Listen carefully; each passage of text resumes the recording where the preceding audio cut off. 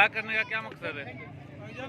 24 घंटे हो गए हमारे मोहल्ले में 4 ट्रांसफार्मर लगे हुए हैं। चारों ट्रांसफार्मर की लाइनें डिस्कनेक्ट कर दी गई हैं, लिंकें। क्या वजह पता ही नहीं, हमें रिकवरी नहीं हो रही, जबकि हम बिल पे कर रहे हैं। हम नहीं, चलो को 50 बिल में दिखाता हूँ। मेरे अपने ट्रांसफार्मर के पीर असदुल्ला के बंगले पे लगा हुआ है। मैं खुद सरफराज अमन भट्टी बात कर रहा हूँ कि 24 घंटे हो गए ना हमारी कोई फ़ोन अटेंड कर रहा है।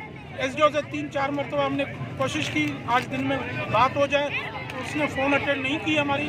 इस वजह से हमने पूरा मन एहतजाज के रोड ब्लॉक किया हुआ है, क्योंकि चारों ट्रांसफर गर्मी की वजह से कुछ बीमार लोग हैं, बड़ी उम्र के, उनको बड़ी तकलीफ हो रही है। बैठ के बात करें, जो रिकवरी हम करवा के दें।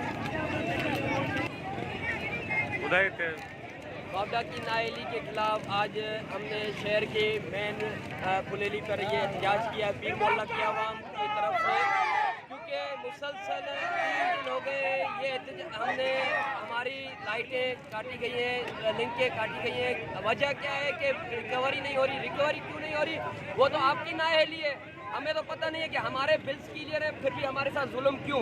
हमने भी रात, हमारे मुंतखब नुमाइंदे ने भी हमसे रब्ता नहीं किया अभी तक, और हमने रात 1:30 बजे सिजावल चौराया भी बंद किया। उसके बावजूद भी अभी तक बावडा का SDO जो अपने आप को शाशू खान समझ रहा है कि मैं ही हूँ सब कुछ, तो हम चाहते हैं कि आए बैठ कर बातें करें, नहीं तो हम ये शहर बंद करते रहेंगे और पूरा डिस्ट्रिक्ट टर्नओवर खान तक ये हमारी कॉल चलती रहेगी।